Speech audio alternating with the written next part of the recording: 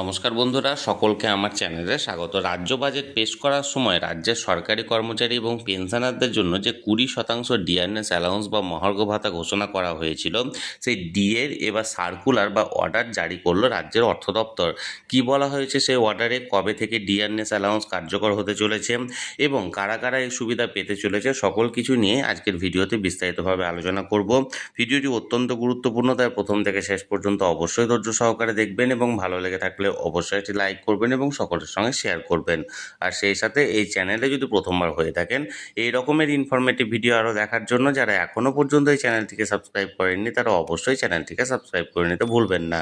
তাহলে চলুন আমরা বিস্তারিত জেনে নিই। দেখুন, এই অর্ডারটি জারি করা হয়েছে government of West Bengal finance department audit branch Nabanna থেকে। ডেট দেখুন গতকালকে ডেট, অর্থাৎ 4 অগস্ট 2026। মেমোরেন্ডামে কী বলা হয়েছে দেখুন বিষয়টা, যে grant of DRS allowance to the state government employees and employees of the government aided educational institution, employees of statutory bodies, government undertaking, panchayat including panchayat কর্মী, municipal corporation, municipalities, local bodies etcetera, and also DRS relief to the pensioner and family pensioner. অর্থাৎ এক কথায় বলতে গেলে এখানে সকলের জন্য, সমস্ত ধরনের সরকারি কর্মচারী এবং সমস্ত ধরনের যারা পেনশনার বা ফ্যামিলি পেনশনাররা আছেন, তাদের প্রত্যেকের জন্য এই ডিআরএস অ্যালাউন্স সংক্রান্ত অর্ডারটি একটা অর্ডারে জারি করা হয়েছে। দেখুন এখানে এবার কি বলা হয়েছে, মূল বিষয়গুলো আমরা এক এক করে জানবো। দেখুন 2 নম্বর কলমের ফার্স্ট পয়েন্টে বলা হয়েছে, the whole time state government employees shall draw DNS allowance at the 38% of the basic pay with effect from 1st October 2026। অর্থাৎ রাজ্যে যে সমস্ত পূর্ণ সময়ে যারা সরকারি কর্মচারী আছেন, তারা 38% হারে এবার ডিআরএস অ্যালাউন্স পেতে চলেছেন তাদের বেসিক পের ওপর, যেটা 1 অক্টোবর 2026 থেকে প্রযোজ্য হতে চলেছে। The calculation of DRS allowance shall be made taking into account the revised basic pay and npm. এই ক্যালকুলেশনটা রিভাইজ যে বেসিক পে থাকবে, সেই বেসিক পের উপর এখানে গ্রস করে করা হবে, অর্থাৎ ক্যালকুলেট করে করা হবে, এবং তার সঙ্গে যদি কারো ক্ষেত্রে এনপিএ প্রযোজ্য হয়, অর্থাৎ নন প্র্যাকটিসিং অ্যালাউন্স, সেটাও তাহলে এক্ষেত্রে ধরা হবে, নিয়ে এটা করা হবে। If any but it shall not include any other pay, কিন্তু অন্য পের সঙ্গে ক্যালকুলেট করা হবে না।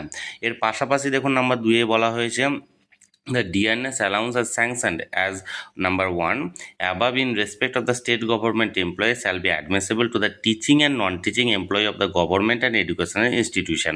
অর্থাৎ শিক্ষক বা শিক্ষাকর্মী যে সমস্ত শিক্ষা প্রতিষ্ঠানে আছে তাদের ক্ষেত্রে প্রযোজ্য হবে, এমপ্লয়িজ অফ স্ট্যাচুটরি বডির কর্মীদের ক্ষেত্রেও প্রযোজ্য হবে, government undertaking, panchayat including panchayat কর্মী, municipal corporation, municipalities, local body etcetera. অর্থাৎ এই সমস্ত পঞ্চায়েত কর্মী, মিউনিসিপ্যালিটি কর্মী বা গভর্নমেন্ট আন্ডারটেকিং যে সমস্ত সংস্থাগুলি আছে, তাদের প্রত্যেকের কর্মচারীদের ক্ষেত্রে প্রযোজ্য হবে। The respective administrative department May sanction the benefit of DRS allowance at the 38% of the revise basic pay with effect from 1st October 2026। অর্থাৎ 1 অক্টোবর 2026 থেকে 38% হারে ডিআরএস অ্যালাউন্স এখানে ক্যালকুলেট করা হবে। এবার নাম্বার 3 দেখুন, পেনশনারদের বিষয়ে এখানে উল্লেখ করা হয়েছে।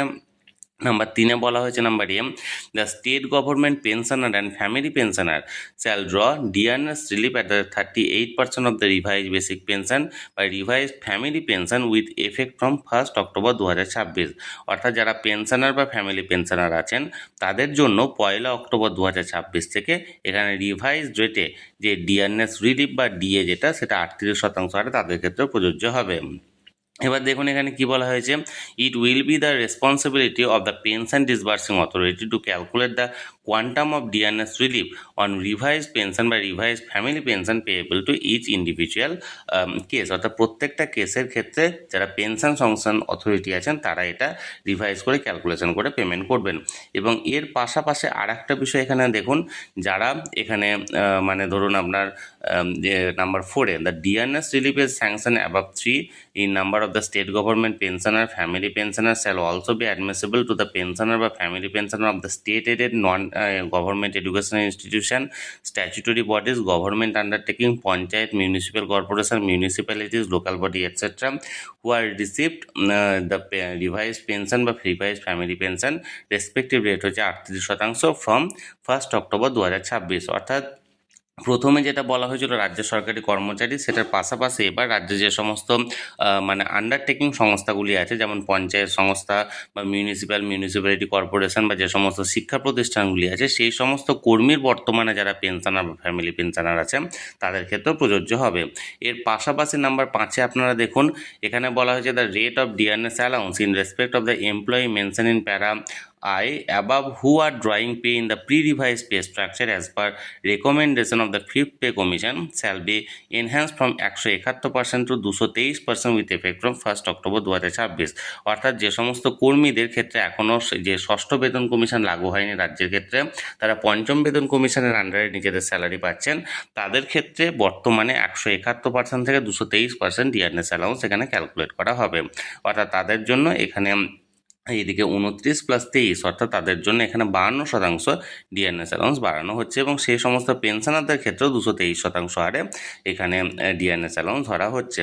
তাহলে এর পাশাপাশি আর একটা বিষয় এখানে উল্লেখ করা হয়েছে, যারা এখানে বিভিন্ন পাবলিক সেক্টর এখানে যারা আছে, যে পাবলিক আন্ডারটেকিং বা স্ট্যাচুটরি বডিতে অ্যাডিশনাল এক্সপেন্ডিচার যারা আছেন, তাদের ক্ষেত্রে এখানে আরও 110 টাকা করে প্রত্যেক দিনে এফেক্ট তাদের ক্ষেত্রেও স্যালারিটা বাড়ানো হচ্ছে। অর্থাৎ ডেলি ওয়েজ যাদের আছে, অর্থাৎ প্রতিদিনের মজুরি 110 টাকা করে বাড়ানো হচ্ছে। তাহলে বন্ধুরা, এটি একটি অত্যন্ত ভালো খবর, কারণ গত রাজ্য বাজেট পেশ করার সময় এখানে মাননীয় রাজ্যের অর্থমন্ত্রীর তরফ থেকে রাজ্যের কর্মচারী এবং পেনশনারদের জন্য যে 20% ডিআরএস অ্যালাউন্স ঘোষণা করার কথা বলা হয়েছিল, সেটার কার্যকরী রূপ পেল। অর্থাৎ সেই সংক্রান্ত এবার রাজ্যের অর্থ দপ্তর থেকে, অর্থাৎ ফাইন্যান্স ডিপার্টমেন্ট থেকে এখানে সার্কুলার জারি করা হয়েছে, এবং যেটা 1 অক্টোবর 2026 থেকে পেতে চলেছে। তবুও মাননীয় মুখ্যমন্ত্রীর কথা অনুযায়ী, যেহেতু পুজোর মাস 1 অক্টোবর মানে অক্টোবর মাসটি, তাই অক্টোবর মাসের যে স্যালারিটি বা পেনশনটি, যেটা নভেম্বরের 1 তারিখ পাওয়ার কথা, তাদের ক্ষেত্রে অক্টোবর মাসের মাঝামাঝি অর্থাৎ পুজোর আগেই তাদের ক্ষেত্রে অ্যাকাউন্টে ক্রেডিট করে দেওয়া হবে তাদের এই 20% ডিআরএস অ্যালাউন্সের বর্ধিত পরিমাণটি।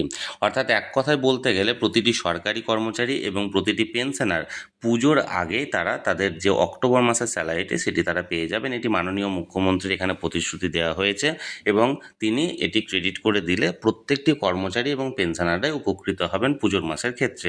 এবং এর পাশাপাশি আর একটি বিষয় এখানে জানিয়ে রাখি, যারা ডেলি ওয়েজ পাচ্ছেন, অর্থাৎ প্রতিদিনের মজুরি যে সমস্ত কর্মচারীরা পাচ্ছেন, তাদের ক্ষেত্রে প্রতিদিন 110 টাকা করে আরও যে মজুরি বৃদ্ধি করা হয়েছে, এবং সেটিও 1 অক্টোবর 2026 থেকে লাগু হতে চলেছে, এবং সেটিও তারা হাতে পেয়ে যাবেন।